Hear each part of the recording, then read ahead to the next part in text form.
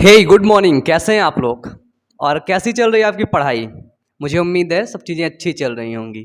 बताइए नीचे comment box में आप लोग कमेंट करके बता दीजिए, ठीक है? क्योंकि आप लोग बताते नहीं हैं, मुझे ये चीज़ें पता हो गई हैं, है ना? आप लोग बिल्कुल से यहाँ वहाँ घूमते रहते हो। भाई मेरा भी कुछ काम कर दिया करो, ठीक है?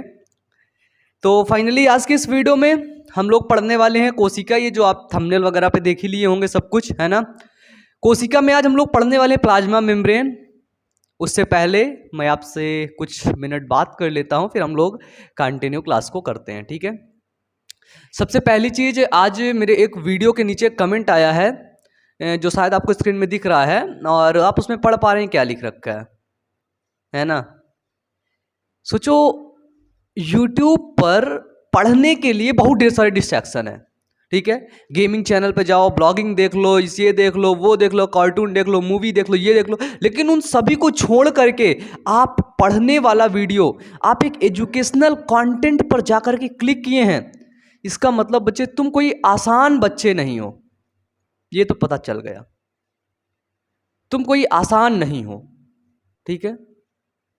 तुम जीवन में बहुत कुछ करोगे, इतना करोगे, इतना करोगे कि लोग याद रखेंगे, ठीक है? इतना तो मुझे कंफर्म हो गया भाई, इतना तो मुझे 100% कंफर्म हो गया कि बहुत ढेर सारे डिस्ट्रैक्शन को जब छोड़ करके बच्चा यूट्यूब पर आके पढ़ता है और उसमें बदलाव आता है, और फिर उसके फैमिली मेंबर्स, ये शायद उनके पिताजी हैं, उन्होंने कमेंट करके बताया है कि सर आपके चैनल से जब से पढ़ने लगा तब से बहुत ही ज़्यादा इसको इम्प्रूवमेंट मिला है, बहुत ही ज़्यादा ये इम्प्रूव किया है। तो मैं कहता हूँ हाथ जोड़कर, सच में ये मेरे लिए बहुत बड़ी बात है, बहुत बड़ी बात है कि एक मेरे छोटे से प्रयास से, ठीक है, एक छोटा सा ही प्रयास कहिए, लेकिन मेहनत मैंने इसमें बहुत किया है, ठीक है? एक छोटे से प्रयास से कितने बच्चों का अच्छे तरीके से पढ़ रहे हैं, एजुकेशन की फील्ड में अच्छा कर रहे हैं। देखिए मेरा मेन मकसद ये नहीं है कि बस आप पढ़ो पढ़ो पढ़ो पढ़ो पढ़ो, नहीं यार, सबको ही पढ़ाता है, ठीक है? यूट्यूब पर, आपके स्कूल कॉलेजेस पर, और भी जगह पर, ट्यूशन कोचिंग में सबको ही पढ़ाता है। बुक में लिखकर जा करके पढ़ लो। पढ़ाना नहीं है सर, समझाना है। अब जैसे चैप्टर आ गया हमारा सेल बायोलॉजी। अब आप लोग पूछेंगे भैया सेल बायोलॉजी क्यों पढ़े? यार बिल्कुल पूछना जायज है, क्यों पढ़े? क्योंकि तुम्हारी बॉडी सेल से मिलकर के बनी है, कोशिका से मिलकर के बनी है, तो पढ़ना पड़ेगा ना भाई। जानो अपनी बॉडी के बारे में, जानो अपने ऑर्गन्स के बारे में, अपनी लेयर के बारे में पता करो। तुम्हारी बॉडी किससे मिलकर के बनी है, तो पढ़ना तो पड़ेगा ना, बताइयो, पढ़ना पड़ेगा ना? हाँ बिल्कुल तो ये सारी चीजें होती हैं। चलिए अब इस वीडियो को हम लोग शुरू करें। बताइए नीचे कमेंट बॉक्स में कमेंट करिए भाई। आप लोग लाइक वाइक नहीं करते हैं, ये क्या कचड़ा यहाँ पे कैसे आ गया? आप लोग वीडियो को लाइक वाइक भी कर दिया करिए भाई, है ना? चलो इसे हटा दीजिएगा।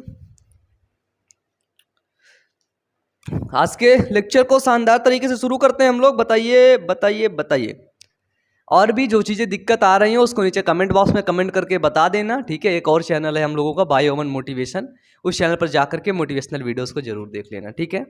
और मैं आपको बता दूं, आप लोग स्कूल जाते हैं, कॉलेजेस जाते हैं, जहाँ पर भी जाते हैं पढ़ाई करने के लिए बैठते हैं, लेकिन आपसे एक बात कहना चाहता हूँ, जीवन भर याद रखना इस चीज़ को कि अपने समय को फालतू में व्यर्थ मत करना, ठीक है? एक भी मिनट वेस्ट नहीं जाना चाहिए, ठीक है? ये याद रखना। नींद नहीं आ रही है तो कोई बुक ले लो, ठीक है? कोई ऐसी बुक ले लो जो मतलब तुम सोच रहे हो पढ़ने के लिए, ठीक है? जैसे साइकोलॉजिकल बुक हो गई, कहानियाँ की बुक हो गई, फाइनेंशियल बुक हो गई, पैसे के बारे में समझ, ठीक है? इसकी बुक ले लो, पढ़ो, ठीक है? लेकिन एक भी मिनट, एक भी सेकंड आपका जाया नहीं होना चाहिए, क्योंकि ज़िंदगी एक लिमिटेड है, ठीक है? 30 से 40 साल तक जितना कर पाओगे कर लोगे, उसके बाद से भाई तुम्हारी एज नीचे चली जाएगी, ठीक है? फिर कुछ करने लायक नहीं बचोगे, ठीक है? सच में कह रहा हूँ, मजाक नहीं। फिर बाबा बन जाओगे, बेटा जरा एक गिलास पानी दे दे मुझको है ना? अपने अपने किससे बोलोगे? पोते से। हाँ पोता जो भी होता है ना, ठीक है, व्हाटएवर। चलिए हमारा नेक्स्ट टॉपिक है सर कोशिका झिल्ली। आप लोग हेडिंग बना सकते हैं, अपनी नोट्स को कंटिन्यू कर सकते हैं। और पुरानी क्लास में मैंने आपको बताया था कि जो पूरी नोट्स कंप्लीट करेगा उसको एक बेस्ट प्राइज दिया जाएगा इस सेल बायोलॉजी की नोट्स बिल्कुल अच्छे तरीके से, ठीक है। कोशिका झिल्ली इसको बोलते हैं प्लाज्मा मेम्ब्रेन, ठीक है। एक होती कोशिका भित्ति जिसको इंग्लिश में बोलते हैं सेल वॉल, ठीक है। हमारा पॉइंट है कोशिका झिल्ली। कोशिका झिल्ली आखिरकार क्या होती है, समझने का प्रयास करते हैं। आपके एनसीईआरटी देखिए, आपको पता है कि जो मैं यहाँ पे पढ़ाता हूँ वो सारा कुछ एनसीईआरटी में मेंशन रहता है, सारा कुछ एनसीईआरटी में लिखा रहता है, ठीक है।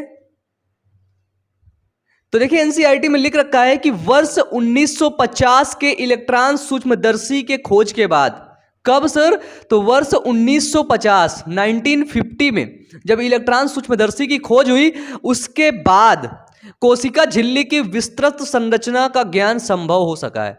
1950 के बाद इस कोशिका झिल्ली की खोज की गई थी। अगर पूछा जाए इसकी खोज किसमें हुई थी, कोशिका झिल्ली की जो खोज थी सर वो किसमें हुई थी, तो मनुष्य के अंदर जो लाल रक्त कणिका होते हैं, लाल रुधिराणु होते हैं, लाल रक्त कणिका की कोशिका झिल्ली, ठीक है।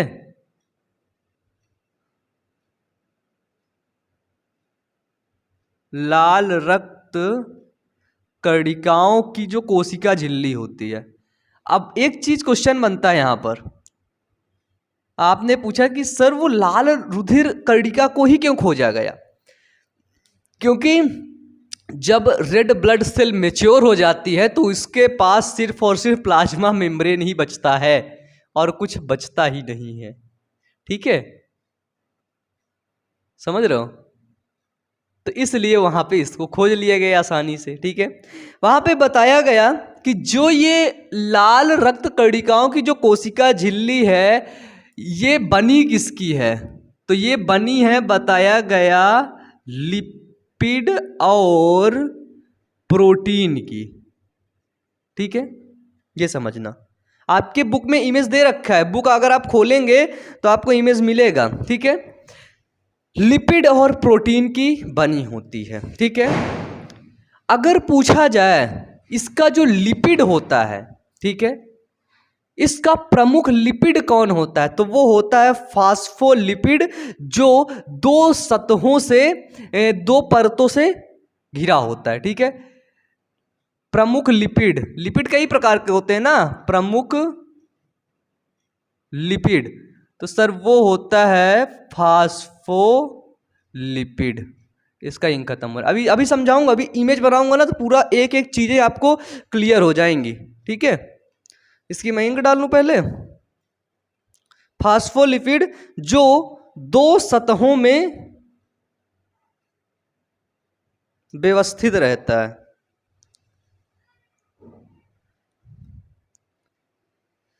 ये मत कहो खुदा से मेरी, अच्छा पढ़ाई बोरिंग होती है क्या, बताओ यार।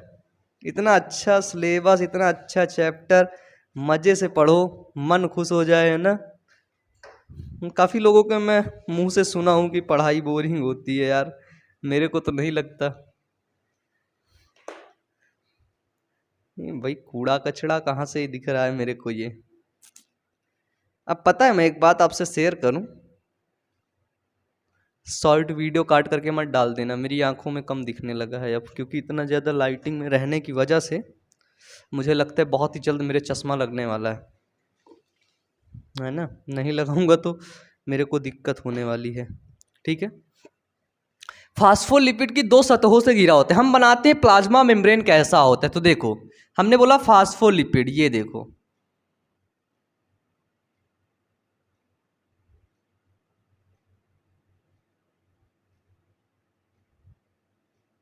ठीक है सर।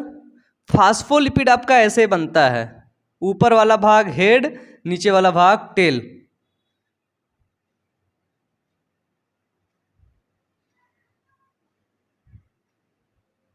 दो सतहों बोला है तो ये देखिए एक ऊपर भी सतह रहेगा, एक नीचे भी सतह रहेगा।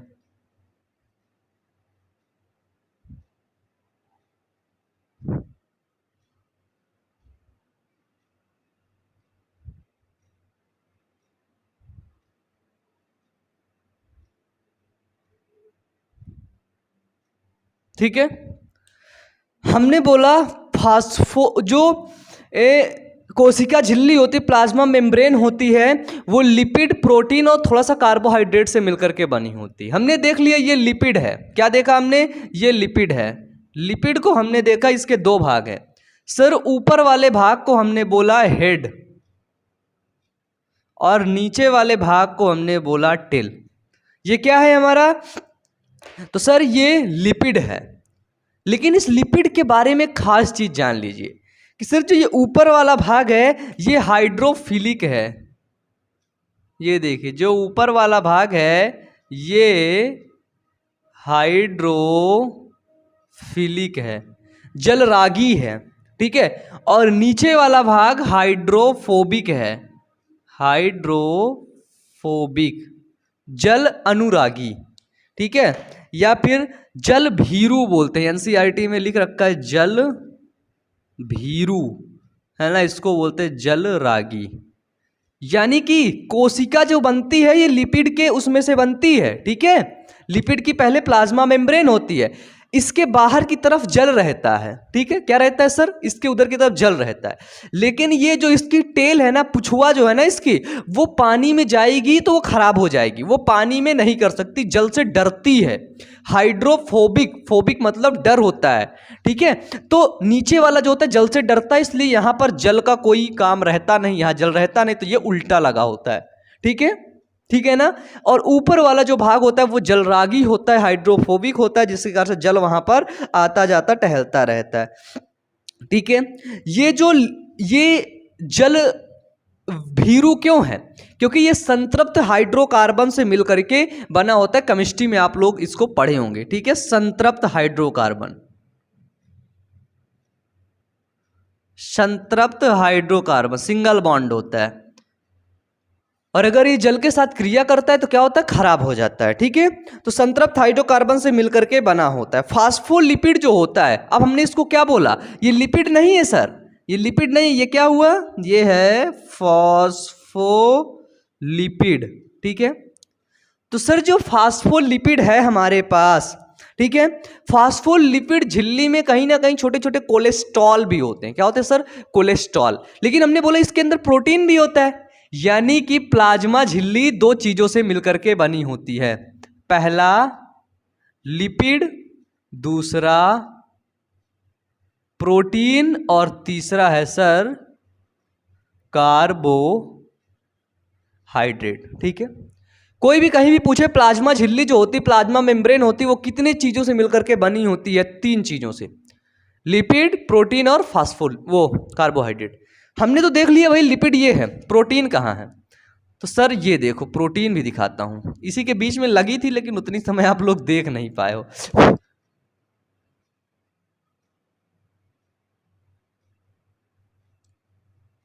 ये है सर प्रोटीन।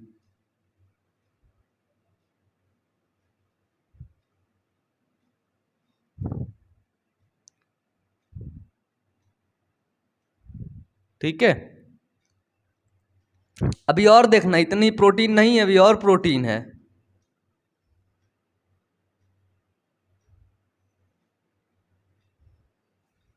ये देखो,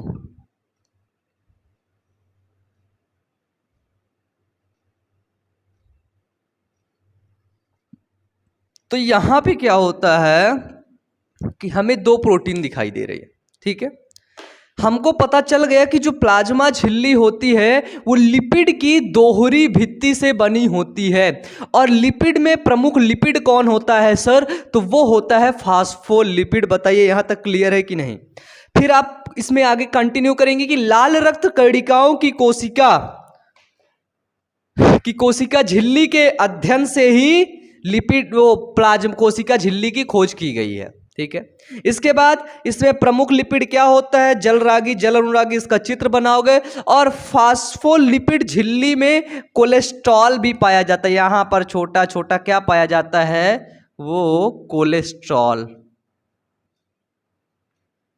ठीक है, फास्फोलिपिड झिल्ली के अंदर क्या होता है, छोटा छोटा कहीं ना कहीं कोलेस्ट्रॉल भी पाया जाता है। ठीक है, हमें पता चल गया लिपिड है, लिपिड की क्या होता है, बाई फास्फोलिपिड लेयर होती है। ठीक है, तो ये कौन सी लेयर है अगर पूछें तो ये कौन सी लेयर है सर, तो ये है बाई लिपिड लेयर, है ना, बाई लिपिड लेयर। अगर पूछा जाए लिपिड कौन सा है तो वो है सर फास्फोलिपिड। ठीक है, चलिए अगर देखा जाए कि ये जो खोज हुई थी वो मनुष्य के आरबीसी में हुई थी, रेड ब्लड सेल में हुई थी। तो रेड ब्लड सेल में अगर देखा जाए लिपिड कितना पाया गया और प्रोटीन कितनी पाई गई, तो 52% प्रोटीन और 40% लिपिड पाया गया, है ना, 52% प्रोटीन और 40% लिपिड पाया गया। ये आपके एनसीईआरटी में मेंशन है। ठीक है, ये यहां पे देखिए 52% प्रोटीन, ये देखिए नीचे यहां पर लिखा हुआ है पेज नंबर 191 में। किस पेज नंबर में, 191 में, कि देखिए सुना दूं आपको, मनुष्य के रुधिराणु एरिथ्रोसाइट की झिल्ली में लगभग 52% प्रोटीन व 40% लिपिड मिलता है। झिल्ली में पाए जाने वाले प्रोटीन को अलग करने की सुविधा के आधार पर 2 अंगभूत व परिधीय प्रोटीन भागों में विभक्त कर सकते हैं। एक परिधीय प्रोटीन जो सतह पर होता है और एक होता है अंगभूत प्रोटीन। जो सतह पर प्रोटीन होता है, ये वाला प्रोटीन, इसको बोलते हैं परिधीय प्रोटीन। और इसको जो पूरा भैया इस लिपिड से उस लिपिड में घुसा रहता है, यहां मतलब दोनों लेयर में छुआ रहता है, उसको बोलते हैं अंगभूत प्रोटीन। ठीक है, अगर पूछा जाए इसमें प्रोटीन कितने प्रकार के पाए जाते हैं, तो 2 प्रकार के। एक होता है इंटीग्रल प्रोटीन, इंटीग्रल प्रोटीन, है ना, इंटीग्रल प्रोटीन, और एक होता है पेरीफेरल प्रोटीन। ठीक है सर, बताइए क्लियर है। अगर पूछा जाए कि भैया जो प्लाज्मा मेम्ब्रेन होती है उसके अंदर जो प्रोटीन पाए जाते हैं वो कितने प्रकार के होते हैं, 2 प्रकार के। एक तो जो धंसा होता है किनारे पे, और एक होता है जो पूरा आर पार होता है। जैसे आपका एक रूम है, ठीक है, मैं उस रूम से उस कॉर्नर से एक पाइप लगाता हूं और उस पाइप को रूम के उस पार निकाल देता हूं, ठीक है, और उससे मैं कुछ सामान भेजता हूं, तो क्या वो सामान रूम में गिरेगा, बीच में गिरेगा? नहीं गिरेगा भाई, क्योंकि पाइप लगा वो सीधे स्पर्श उस पर चला जाएगा। लेकिन मैं पाइप इतना ही लगाता हूं, छेद करके अंदर डाल देता हूं, तो भाई उसका सामान कहां गिरेगा? उसका सामान गिरेगा रूम पर। ठीक है, तो इसी तरह जिसको मैं छेद करके सामान गिर रहा है रूम पर, उसको बोला परिधीय प्रोटीन है, और जो सामान को यहां से वहां ले जा रहा है उसको बोला अंगभूत प्रोटीन, यानी कि इंटीग्रल प्रोटीन है। ठीक है, बताइए कोशिका झिल्ली का उन्नत नमूना 1972 में सिंगर और निकोलसन नामक वैज्ञानिक ने प्रस्तुत किया।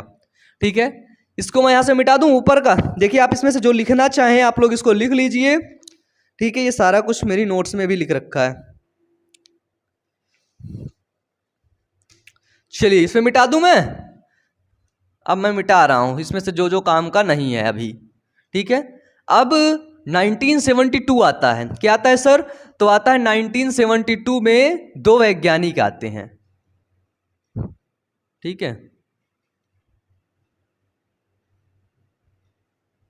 ये देखिए इतना मेरे काम का है अभी, है ना, नहीं अभी इतना मिटा दूंगा तो फिर से लिखना पड़ जाएगा। 1972 की बात है सर, 2 वैज्ञानिक आते हैं, सिंगर और Nicolson.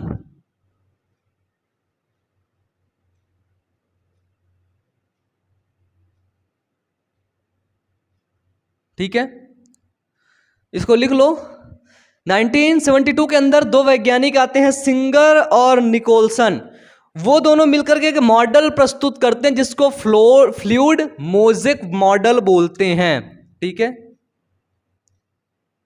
Fluid mosaic model, Hindi से बोलते हैं तरल किरमीर नमूना, ठीक है,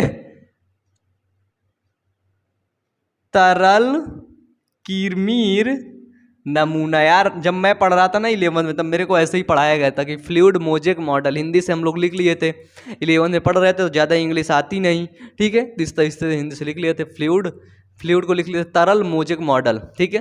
किसने दिया था? सिंगर एंड निकोलसन ने। तो मैं अभी पढ़ रहा था इसको, देखा कि आज पढ़ाना क्या, देखा अबे भाई से तो मैं पढ़ा था यार, सिंगर एंड निकोलसन का कुछ मॉडल करके था, ये देखो तब नहीं समझ में आ रहा था, ये यहाँ पे है, ठीक है, लेकिन आज समझ में आ रहा है, तो मैं इसको रख लिया, मैं बोला ठीक है इसमें से कुछ पढ़ा देता हूँ मैं, ठीक है।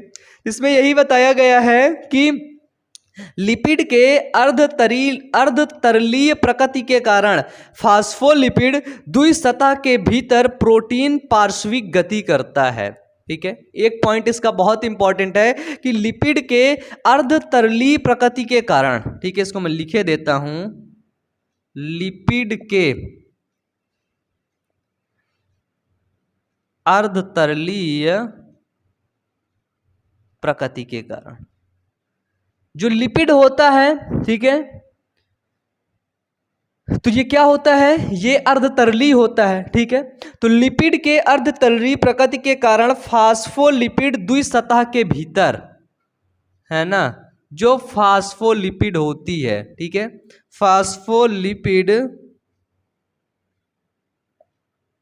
द्विसतह के भीतर जो प्रोटीन होता है वो पार्श्विक गति करता है, ठीक है, प्रोटीन पार्श्विक गति करता है, ठीक है। यहां पे समझना होगा कि जो ये प्रोटीन होता है ये मूवमेंट करता रहता है। क्यों? क्योंकि यहां पे जो बाइलिपिड लेयर लगी हुई है फास्फोलिपिड की, वो उसको करने में मदद करती है, ठीक है। इसकी जो गति होती है, ये जो गति कर रहा है, ठीक है, ये जो पार्श्विक गति कर रहा है वो उसके तरलता पर निर्भर करता है। आप लोग इसको लिख लीजिएगा ये पॉइंट कि इसकी गति इसके तरलता पर निर्भर करता है कि यहाँ पर कितना वाटर है। अगर टाइट होगा तो कम गति करेगा, अगर बहुत वाटर है तो आराम से गति करता रहेगा। कम पानी है तो कितना तैरोगे? थोड़ा सा ही तैरोगे ना। अगर पूरा समुद्र में बोल दिया जाए तो तैरते तैरते तुम्हारी जिंदगी खत्म हो जाएगी, है ना, ऐसे करके, ठीक है। तो यहाँ पर हमने देखा ये लिपिड है, ठीक है। अब हम देखते हैं कि लिपिड के ऊपर कुछ छोटे छोटे छोटे छोटे पॉइंट हो जाते हैं, ठीक है, जिनको हम लोग बोलते हैं ग्लाइकोलिपिड, ठीक है। ये देखिए इनको हमने बोला ग्लाइकोलिपिड, ठीक है। जो प्रोटीन होती है इसको हम लोग क्या बोलते हैं? इसको हम लोग बोलते हैं इंटीग्रल प्रोटीन। ये किसने बताया था? तो ये सिंगर एंड निकोलसन ने बताया था, ठीक है। सिंगर एंड निकोलसन यानी कि तरल जो इसकी गति होती है वो तरलता पर निर्भर करती है। लिपिड की चीजें इसमें लिखना पड़ेगा, ठीक है। इसमें मॉडल बना करके आप लोग इसको भी लिख लीजिए, जैसे पेरिफेरल प्रोटीन पाया जाता है, इंटीग्रल प्रोटीन पाया जाता है। कुछ अपने से लिखने का प्रयास करो ना, है ना, खाली मैं समझाने आया हूँ यहाँ पे। ग्लाइकोलिपिड पाया गया, है ना, कोलेस्टेरॉल पाया गया, ये देखिए कोलेस्टेरॉल पाया गया। इसके बाद लिपिड की बाई लेयर पाई गई, पेरिपोलर प्रोटीन, ग्लाइकोप्रोटीन। हाँ, ये जो प्रोटीन के ऊपर की जो लेयर है इसको बोलते हैं, इसको क्या ही बोलते हैं? ग्लाइकोप्रोटीन, ठीक है। ये देखो इसको हमने बोला सर ये ग्लाइकोप्रोटीन पाई गई, ठीक है। अब हम लोग देखते हैं कि ये जो प्रोटीन यहाँ पर पाई जा रही है, ठीक है, ये प्रोटीन बाइलिपिड लेयर के पास, ये पूरी लिपिड की लेयर घुमाती है, एक घूमती है, फिर एक कोशिका बनती है, फिर कोशिका के अंदर कोशिकांग होते, सब चीजें होती है। सबसे पहले ये लिपिड की लेयर होती है, इसके बाद एक कोशिका भित्ति होती है। मतलब जितना तुम घर बनाते हो ना उससे कई लाख गुना जटिल विधि द्वारा तुम्हारी एक कोशिका का निर्माण होता है। सोच लो, सोच सकते हो तुम, भैया पता नहीं क्या क्या यहाँ पे काम कर रहा है। तो इस प्रोटीन का कार्य होता है कोशिका की वृद्धि में। जब ये प्रोटीन बढ़ेगी फैलेगी तो क्या होगा? कोशिका भी बढ़ेगी फैलेगी, ठीक है। प्रोटीन की वृद्धि, इसका लिख लेना, इसके कार्य, ठीक है, कार्य इन्होंने बताया, इसमें मैं भी लिखा था शायद, हाँ, कोशिका या प्लाज्मा झिल्ली के कार्य। तो विभिन्न प्रकार के पदार्थ आवश्यकता अनुसार कोशिका द्रव्य में प्रवेश करते हैं और स्रावी व उत्सर्जी पदार्थ कोशिका से बाहर निकाले जाते हैं। सर ये जो प्रोटीन होती है ये, ठीक है, मैं मानता हूं ये कोशिका द्रव्य के बाहर का भाग है, ठीक, कोशिका के, ये कोशिका के अंदर का भाग है। तो कोशिका के अंदर हम लोग क्या देखते हैं सर? कोशिका के अंदर हम लोग कोशिका द्रव्य देखते हैं, ठीक है। कोशिका के अंदर हम लोग क्या देखते हैं? तो वो देखते हैं सेल फ्लूइड, ठीक है, साइटोफ्लूइड, साइटोप्लाज्म, ठीक है, साइटोप्लाज्म, कोशिका द्रव्य। तो कुछ भी चीज अगर ऊपर से नीचे आना होगा, अगर कुछ भी यहां पर है सामान, इसको यहां पर आना है तो ये इसके माध्यम से अंदर आएगा, और यहां से अगर कुछ सामान बाहर निकालना होगा तो इसके माध्यम से बाहर निकल जाएगा। बस सिंपल यही प्रोसेस है, ठीक है। तो इसमें आप लिख सकते हैं कि कोशिका कला या कोशिका प्लाज्मा झिल्ली के कार्य कि विभिन्न प्रकार के पदार्थ आवश्यकता अनुसार कोशिका द्रव्य में बाहर प्रवेश करते हैं और स्रावी व उत्सर्जी पदार्थ कोशिका से बाहर निकल जाते हैं, ठीक है। आपके एनसीईआरटी में लिखा है कि कोशिका की वृद्धि होती है, अंतर कोशिकीय संयोजन का निर्माण होता है। अंतर कोशिकीय संयोजन यानी कि इस पार भी एक कोशिका है, उस पार भी एक कोशिका है, उसके उस साइड भी एक कोशिका है, मानो चारों तरफ से कोशिका से घिरा हुआ है, क्योंकि एक कोशिका तो है नहीं, ढेर सारी कोशिका है। जैसे देखना, ये कोशिका, फिर ये कोशिका, ये कोशिका, ये कोशिका, ये, क्योंकि 2 4 10 कोशिका से तो मिलके हमारा शरीर बना नहीं है, ठीक है, बहुत ढेर सारी कोशिका से मिलकर के बना होता है। हम किस कोशिका के बारे में पढ़ रहे हैं? इस कोशिका के बारे में पढ़ रहे हैं हम लोग, ठीक है। इस कोशिका की लेयर हम लोग पढ़ रहे हैं ऊपर वाली। तो अगर इस कोशिका में यहां से कुछ अंदर प्रवेश कराना होगा तो किसके माध्यम से होगा? तो वो होगा इंटीग्रल प्रोटीन, अंगभूत प्रोटीन के माध्यम से होता है, ठीक है।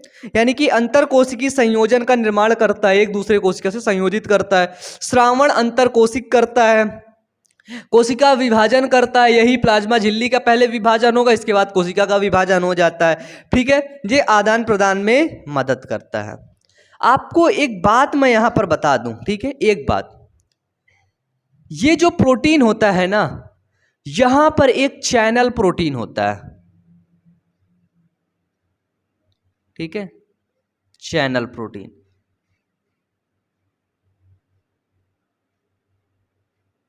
ये देखो,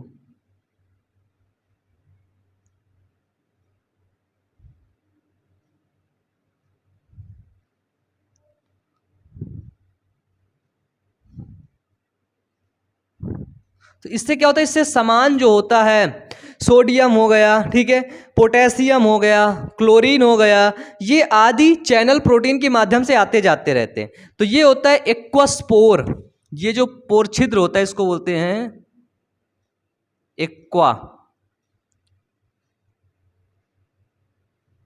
एक्वास्पोर। और ये जो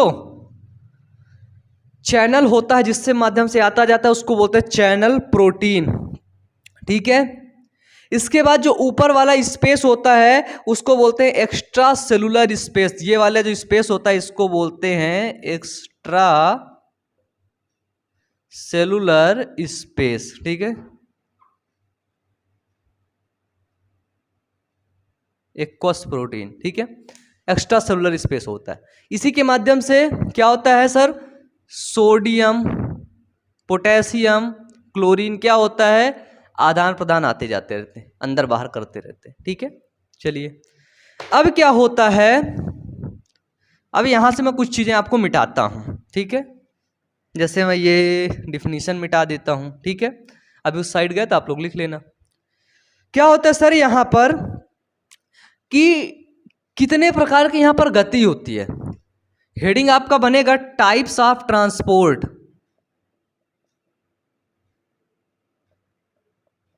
ठीक है। अगर मुझे ये बताओ, यहां पर दो, मैं पहले बता देता हूं, यहां पर 2 प्रकार के ट्रांसपोर्ट होते हैं। एक होता है एक्टिव ट्रांसपोर्ट और दूसरा होता है पैसिव ट्रांसपोर्ट। एक्टिव को बोलते हैं हिंदी में सक्रिय चलन या सक्रिय प्रक्रम, और ये होता है सर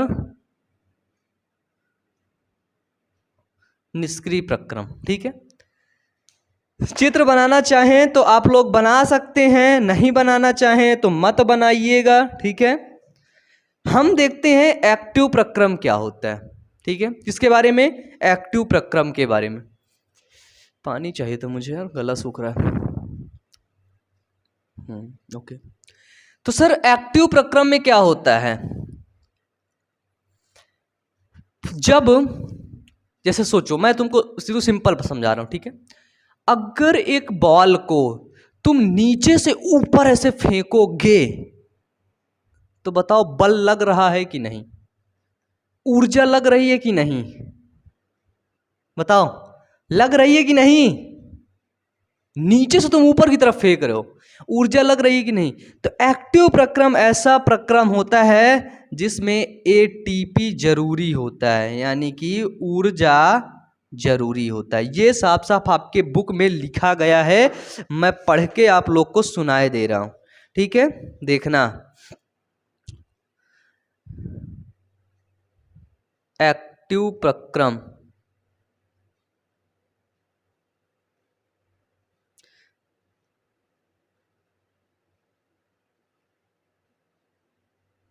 इसमें एक्टिव प्रक्रम कहाँ है? एक्टिव प्रक्रम मतलब देखो क्या होगा। एक्टिव प्रक्रम में क्या होता है कि भैया जो चीजें तुम्हारी निम्न से उच्च सांद्रता की ओर जा रही हैं, हाँ सॉरी, निम्न से, जो हम यहां से फेंक रहे हैं यहां से भाई निम्न सांद्रता लग रही है, लेकिन ऊपर क्या है? उच्च सांद्रता है।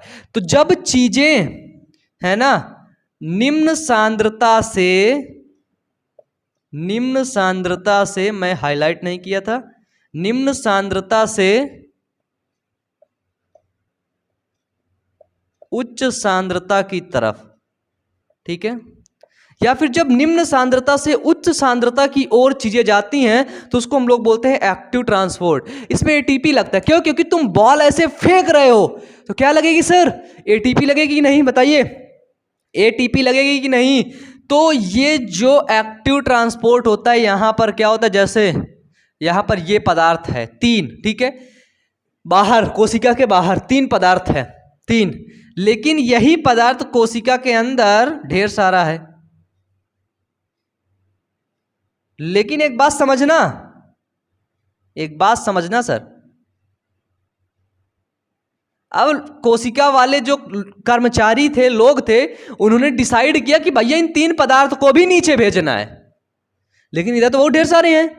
यानी कि ये क्या हुआ सर? ये निम्न सांद्रता हुआ, ये उच्च सांद्रता हुआ। तो इधर से जब भेजेंगे ना तो पंप करते हैं इसको, ठीक है, पंप करके इसको भेजेंगे। लास्ट में ये लाइन लिखी गई है, सक्रिय प्रक्रम किसे कहते हैं? इसमें लिख लो कि कुछ आयन या अणु का झिल्ली से होकर परिवहन उनकी सांद्रता प्रवणता के विपरीत, जैसे निम्न से उच्च सांद्रता की ओर होता है। ये निम्न सांद्रता है, ये उच्च सांद्रता है। निम्न से उच्च सांद्रता की ओर होता है। इस प्रकार के परिवहन में ऊर्जा आधारित प्रक्रिया होती है। जब इसको वहां जबरदस्ती भेजेगा तो मुझे एक बात बताओ, एटीपी एडेनोसिन ट्राइफॉस्फेट लगेगा कि नहीं? बताइए, एडिनोसिन ट्राइफॉस्फेट, ठीक है, बताइए सर, एडिनोसिन ट्राइफॉस्फेट लगेगा कि नहीं? आपने बोला लगेगा, ठीक है। इसे ही हम सक्रिय परिवहन या सक्रिय प्रक्रम कहते हैं। फिर नीचे लिख लो, एनसीईआरटी में पूरा लिख रहा है 132 पेज नंबर में, यह एक पंप के रूप में कार्य करता है। सर ये जो होता है ना, ये यहाँ पे जो कार्य कर रहा है वो एक पंप के रूप में कार्य कर रहा है। कैसे? तो यह एक पंप के रूप में कार्य करता है, जैसे सोडियम आयन और पोटेशियम आयन पंप, ठीक है। यहां पे जो पंप कार्य कर रहा है वो सोडियम और पोटेशियम आयन पंप के रूप में ये कार्य करता है, ठीक है। बताइए, क्लियर है? एक्टिव पढ़ लिए, निम्न से उच्च सांद्रता की ओर जा रहा है। अब देखो, अगर तुम छत में खड़े हो, ठीक है, खड़े हो, मान लिया खड़े हो, वहां से तुमने बॉल को लिया, ऐसे छोड़ दिया, बॉल को लिया, ऐसे छोड़ दिया, बॉल को लिया, ऐसे छोड़ दिया, बॉल को लिया, ऐसे छोड़ दिया, क्या एनर्जी लग रही है, क्या एटीपी लग रहा है? आपने बोला भैया बिल्कुल भी नहीं लग रहा है, बिल्कुल भी नहीं लग रहा है, हैं? क्या बोल दिया? नहीं लग रहा है? तो वो हुआ सर निष्क्रिय परिवहन। ठीक है, यानी कि यहां पर कोई पदार्थ है, ऊर्जा ऊर्जा नहीं लगी इसमें से, एटीपी नहीं लगी, ये चुपचाप यहां पहुंच आया। ये देखो, यानी कि इसमें जो एटीपी होता है वो नहीं लगती है। ठीक है, यहां पर कोई पदार्थ था, जो निष्क्रिय प्रक्रम होता है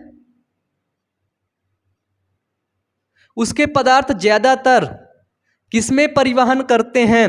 तो वो ग्लाइकोलिपिड से परिवहन करते हैं। ठीक है, लिपिड से परिवहन कर लेते हैं। इसके लिए लिख रखा है कि जीवद्रव्य झिल्ली का सबसे महत्वपूर्ण कार्य यह है कि अणुओं का परिवहन होता है। ठीक है, एनसीईआरटी से ही बोल रहा हूं। ठीक है, ये देखो लिख लो कि जीवद्रव्य झिल्ली का सबसे महत्वपूर्ण कार्य यह है कि अणुओं का परिवहन होता है। यह झिल्ली इसके दोनों तरफ मिलने वाले अणुओं के लिए चयनित पारगम्य होती है। पारगम्य समझ रहे हो, केमिस्ट्री में पढ़ोगे, पारगम्य, ट्रांसपेरेंट, पारगम्य। ठीक है, जैसे चना, बादाम पानी में डाल देते हो, कल के वो फूल जाता है, तो इससे पारगम्यता। ठीक है, यानी कि निम्न सांद्रता से उच्च सांद्रता की ओर गति करते रहते हैं अणु। ठीक है, तो पारगम्य होता है। फिर निष्क्रिय परिवहन में कुछ अणु बिना ऊर्जा की आवश्यकता से इस झिल्ली से होकर के गुजरते हैं। सर कुछ अणु क्या होते हैं बिना ऊर्जा के, इनमें एटीपी नहीं लगता है, बिना ऊर्जा की आवश्यकता से ही इस झिल्ली से इस झिल्ली के नीचे पहुंच जाते हैं। ठीक है, जिसे निष्क्रिय परिवहन करते हैं। उदासीन विलेय सांद्र प्रवणता के अनुसार जैसे उच्च सांद्रता से निम्न सांद्रता की ओर साधारण विसरण द्वारा झिल्ली से होकर जाते हैं। उच्च सांद्रता से, भैया उच्च सांद्रता से निम्न सांद्रता की ओर ये लोग जा रहे हैं। ठीक है, इधर उच्च सांद्रता, इधर ये अणु बहुत ढेर सारे हैं, हाई कॉन्सेंट्रेशन है, तो इधर तो भैया आराम से आसानी से तो चले ही जाएंगे ना। तो सर ये उच्च सांद्रता से निम्न सांद्रता की ओर नीचे जा रहे हैं, इसको लिख लेना, एनसीईआरटी में लिख रखा है भैया। ठीक है, अब देखो क्या बोल रहा है आगे। इसमें एक चीज है, जल भी इस झिल्ली से उच्च सांद्रता से निम्न सांद्रता की ओर गति करता है। सर जो वाटर होता है वो भी इसी झिल्ली से कैसे गति करता है? तो सर उच्च सांद्रता से निम्न सांद्रता की ओर। ठीक है सर, उच्च सांद्रता से निम्न सांद्रता की ओर गति करता है कौन? जल भी इसी झिल्ली से गति करता है, झिल्ली बोलते हैं। ठीक है, विसरण द्वारा जल के प्रवाह को परासरण कहते हैं। ये जो विसरण ये जो क्रिया हो रही है इसको बोल रहे हैं विसरण। विसरण के द्वारा जो ये जल उस पार से इस पार आ रहा है उसको बोलते हैं परासरण। ठीक है, केमिस्ट्री में आप लोग इसको डिटेल से पढ़ेंगे। ठीक है, विसरण द्वारा इस जल के इधर आने की क्रिया को बोलते हैं परासरण। ये याद रखना बहुत इंपॉर्टेंट है। ठीक है, चलिए आज तो भैया पढ़ाते पढ़ाते है ना, मतलब अच्छा लगा, एक हिसाब से कहें तो मज़ा आया। ठीक है, आज का क्या था टॉपिक? Plasma membrane. खत्म हो गया क्या ये? तो फाइनली क्या हो गया आपका ये सर प्लाज्मा मेम्ब्रेन वाला जो टॉपिक था आपका ख़त्म हो गया है। अब फाइनली हम लोग अभी को पढ़ने वाले हैं कोशिका भित्ति। ठीक है, चलिए इसको मिटा दूं, मैं इसको मिटा दूं फिर हम लोग आगे पढ़ते। चलिए मिटा दूं, इसको बना लेना अपनी कॉपी में। ठीक है, बनाओगे अभी कम समझ में आएगा, एक बार लेक्चर को और देख लेना, समझ में पूरा आ जाएगा। अब एक बात बताऊं सर आपको मैं, बुक अगर आप खोल के देखोगे ना बुक, तो उससे आपको बहुत फ़ायदा मिलेगा, बहुत फ़ायदा मिलेगा। ठीक है, उससे आपका जो कॉन्फिडेंस लेवल होगा ना वो बहुत इम्प्रूव करेगा, बहुत ही ज़्यादा इम्प्रूव करेगा आपका कॉन्फिडेंस लेवल। ठीक है, अब हमारा नेक्स्ट टॉपिक है कोशिका भित्ति।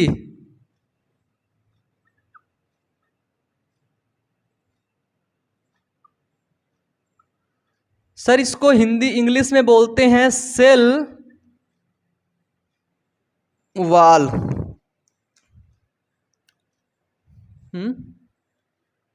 टाइम क्या हुआ? मेरा फोन कहाँ गया भाई?